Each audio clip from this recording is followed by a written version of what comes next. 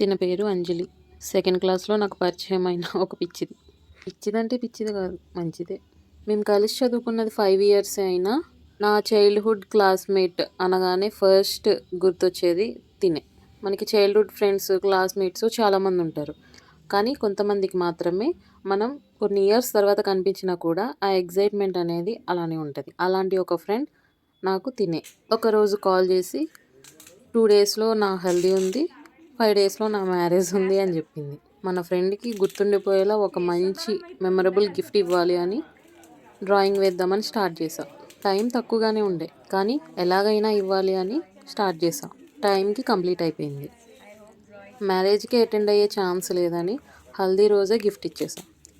And తను ఎలా react అయిందో మీరు కూడా చూసేయండి.